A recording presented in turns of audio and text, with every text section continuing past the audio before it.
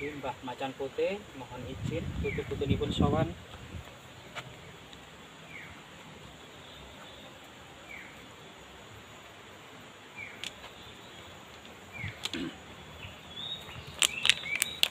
Jadi siapa sangka di lokasi ini merupakan gudang pusaka kerajaan-kerajaan kuno. Diduga bangunan yang ada di atas ini menyimpan memori sejarah yang sangat panjang, mulai dari abad ke-10, ke-11, 12, 13, 14 sampai akhir Majapahit di pertengahan abad ke-16. Sehingga kemudian banyak tinggalan-tinggalan di area ini dalam rentang yang sangat panjang ini sangat luar biasa sekali. Baik itu temuan di permukaan maupun yang masih tersembunyi di dalam tanah maupun yang disembunyikan oleh hal-hal yang gaib. Mari kita telusuri bersama-sama.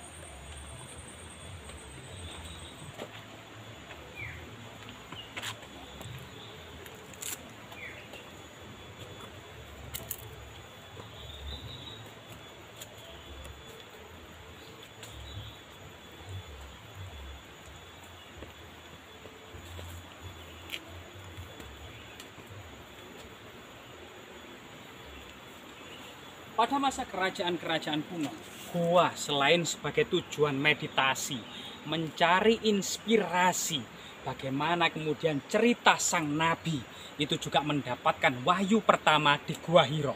Dan ternyata di Jawa ini banyak sekali gua-gua yang memiliki makna magis dan sakral, bagaimana leluhur kita mencari inspirasi pula, serta fokus mendekatkan diri kepada Yang Maha Kuasa.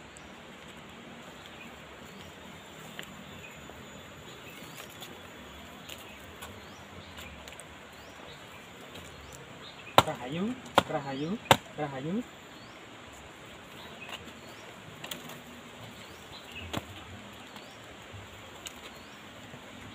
Di lokasi ini ada semacam tangga yang terbuat dari balok-balok batu candi, sekitar 70 anak tangga ya. Diduga pada masa kuno, hitungan-hitungan itu memiliki makna. 70 bahasa Jawanya itu pitung puluh atau pitu ya, pitulungan. Jadi semacam sebuah tahapan-tahapan menuju kehidupan dengan sebuah pertolongan-pertolongan yang diharapkan.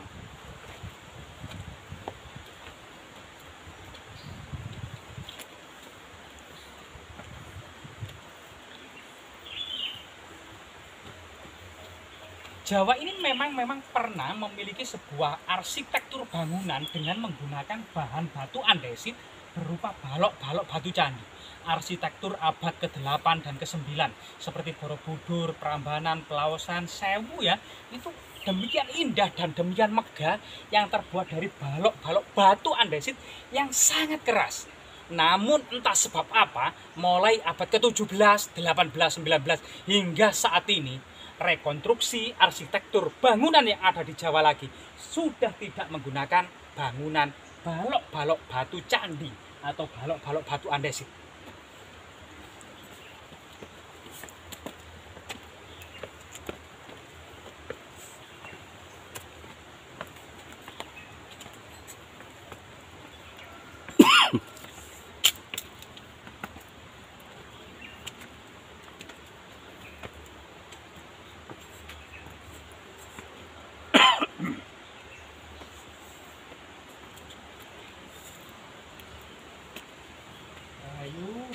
Rahayu. Dan di lokasi ini sebuah gua pertapaan yang memiliki arsitektur. Jadi mulut gua ini yang berbentuk persegi panjang ini kalau kita bandingkan dengan Gua Selomangleng yang ada di Tulungagung, Gua Selomangleng yang ada di Kediri, Gua Pasir yang ada di Tulungagung, ini memiliki arsitektur yang hampir sama. Nah ini diduga memang gua ini dibangun pada masa kerajaan Airlangga, termasuk gua Gajah di Pulau Bali.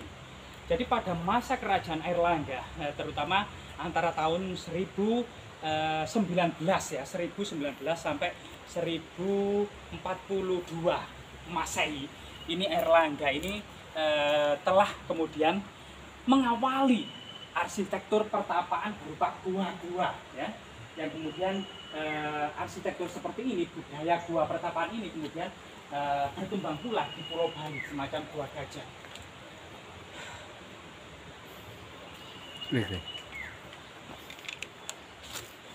Jadi jika kita memasuki gua pertapaan ini yang kemudian ada beberapa balok batu candi, diduga memang ini merupakan bagian penutup pintu candi ya, yang dulu kemungkinan ada semacam tirainya, kemudian ada semacam pintu-pintu yang kokoh gitu ya. Dan ini kita memasuki area pertapaan.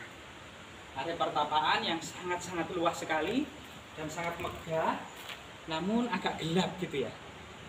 Agak gelap, jadi kita perlu juga penerangan semacam senter ya di lokasi ini. Jadi di lokasi ini masyarakat memang menghubungkannya, ini adalah Gua Mbale yang merupakan gua utama dari situs ini. Ada semacam altar, yaitu altar pemujaan berupa juga balok-balok batu candi yang di dalamnya memang di pojok di situ ada sesuatu yang paling magis dan paling sakral. Masyarakat menghubungkannya dengan sebuah lorong yang menuju istana kayangan atau kemudian gudang pusaka. Nah ini berbagai macam, coba kita telusuri bersama-sama ya.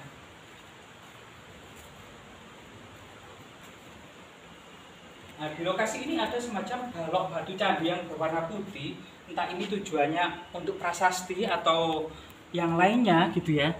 Nah, ternyata pinggirannya ini ada semacam pinggiran ya. Nah, pinggiran, cuma ini kita tidak bisa melihat baliknya. Jadi di sini itu ada pinggiran-pinggiran, semacam kemungkinan ini dahulu entah itu untuk altar, entah itu untuk prasasti ya. Tapi di sini memang tetap berhubungan dengan sesuatu yang sangat sakral dan sangat magis. Nah, di sini ada beberapa balok persajian, termasuk perdupaan ya, ada semacam kopi.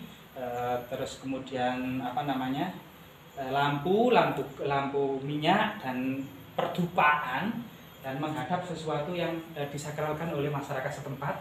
Jadi kita coba sowan, rahayu, permisi mbak, rahayu.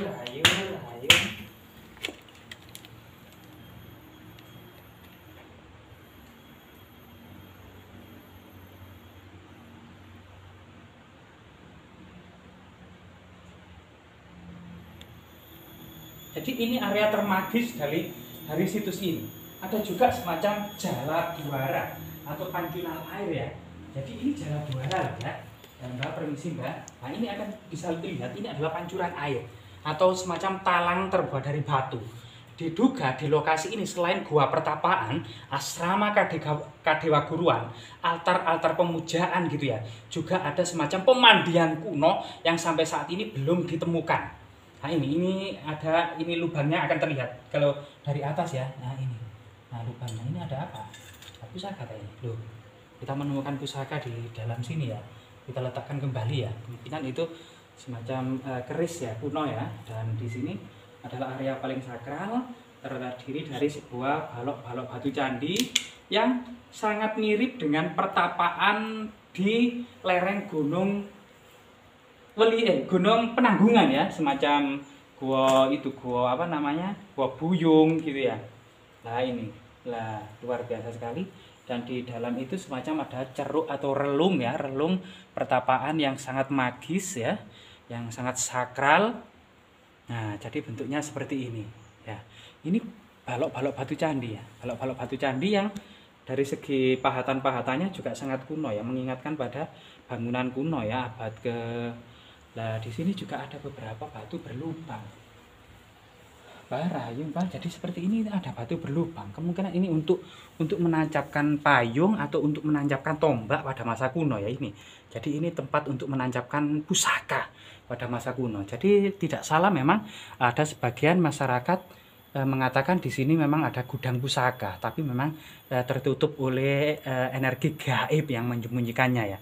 Tapi di sini memang adalah jejak pertapaan pada era kuno, kemungkinan dibangun pada masa Erlangga abad ke-11, kemudian dilanjutkan dan dilestarikan pada masa Kadiri, Singosari, sampai terakhir pada masa Kerajaan Majapahit ya.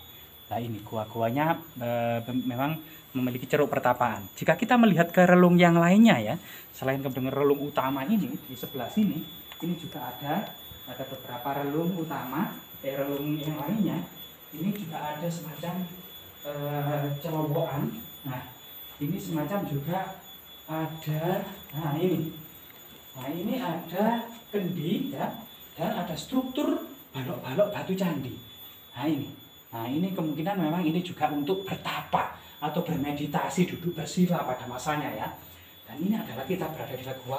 Lah, di sini kita tidak sengaja juga ada lagi ceruk pertapaan lainnya. Nah, ceruk pertapaan lainnya.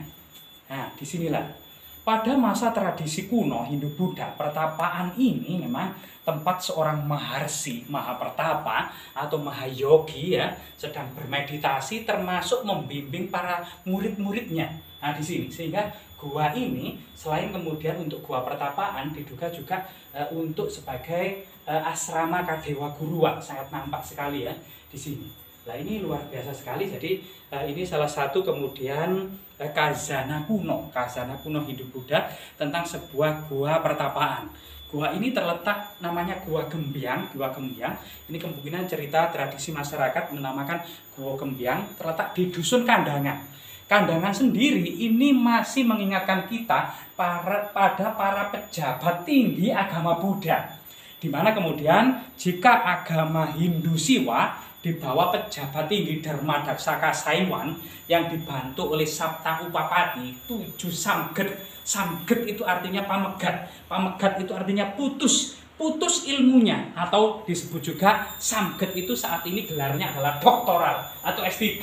Jadi samget ya itu ada beberapa. Samget Itirwan yang juga kita tidak tahu, Samget I Jambi, Samget I Pamwatan, Samget I Manghuri, Samget I Jambi ya, dan itu adalah para pejabat tinggi pembantu agama Dharmadaksa Kasaiwan. Sedangkan kemudian lokasi ini kita identifikasi sebagai gua pertapaan, sebagai kasogatan Buddha ya, Buddha itu juga dibantu oleh 2 orang samget yang disebut Samget Kandangan Atuha dan Samget Kandangan Rare. Nama Rare sendiri adalah nama kecil ya, nama anak-anak, sedangkan Atuha kemudian yang tua. Diduga kemudian Samget atau doktoral ini agama Buddha ya. Jadi Dharmadaksa Kasogatan dibantu oleh Samget Kandangan Atuha. Entah apa artinya kandangan itu, Atuha artinya tertua, dan Samget Kandangan Rare. Dan lokasi ini benar-benar berada di Dusun Kandangan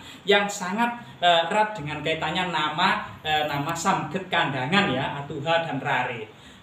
Dan ini memang berada di kelurahan atau desa Kuripansari yang masih hubungannya dengan kerajaan Kahuripan ya, Kuripansari, terletak di Kecamatan Pacet, Kabupaten Mojokerto, Jawa Timur. Semoga kemudian tetap lestari dan memberikan edukasi, wawasan, dan sampai saat ini juga masih digunakan sebagai situs religi oleh masyarakat Jasmira. Jangan sekali-kali melupakan sejarah.